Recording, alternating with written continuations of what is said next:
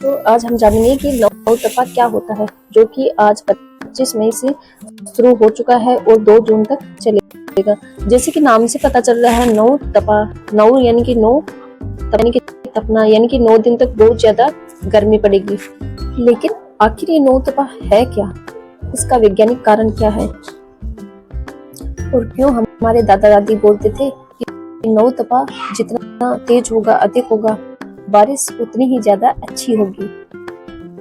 तो आज की इस वीडियो में हम जानेंगे नौ तपा का पूरा रहस्य, वैज्ञानिक कारण, धार्मिक मान्यता,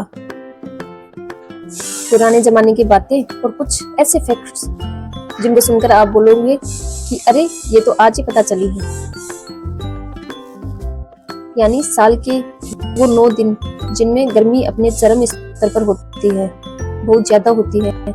ये मई महीने के आखिरी हफ्ते में स्टार्ट होती है, यानी कि 25 मई से 2 जून तक चलती है।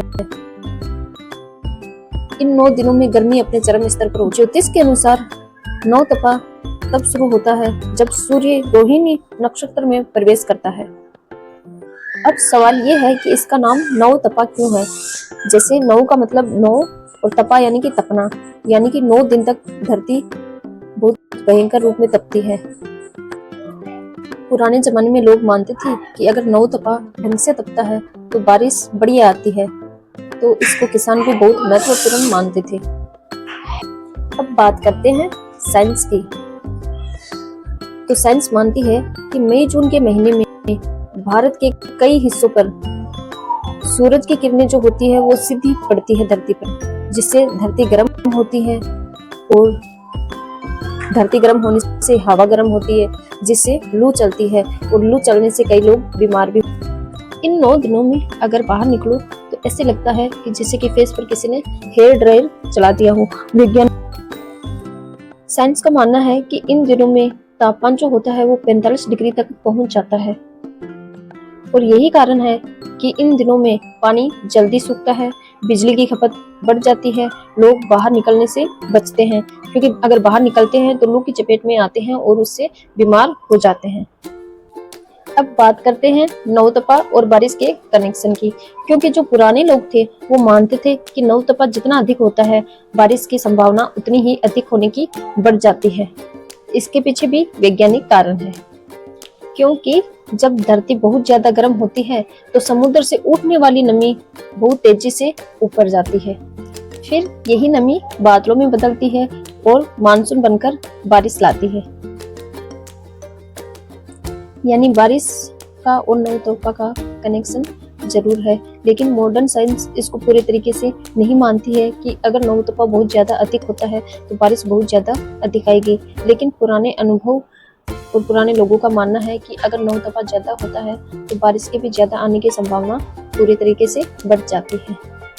अब बात करते हैं नौ तपा में होने वाली परेशानियों को। तो इन दिनों में डिहाइड्रेशन की समस्या बढ़ जाती है, कमजोरी, थकान, चक्कर आना आदि दिक्कतें होने लगती हैं।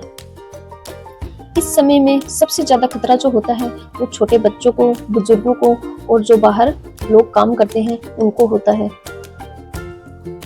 तो इन सब समस्याओं से बचने के लिए डॉक्टर राय देते हैं कि बाहर कम से कम निकलो धूप में, खाली पेट बाहर मत जाओ, हल्के कपड़े पहनो, ज्यादा पानी पियो, ये सब सलाह डॉक्टर देते हैं।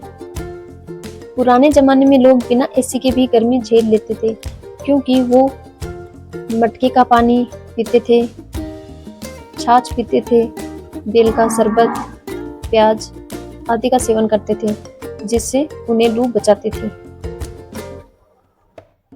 तो दोस्तों, आपको समझ आ गया होगा कि नौ तपा सिर्फ गर्मी नहीं है, बल्कि प्रकृति का यह एक नियम है।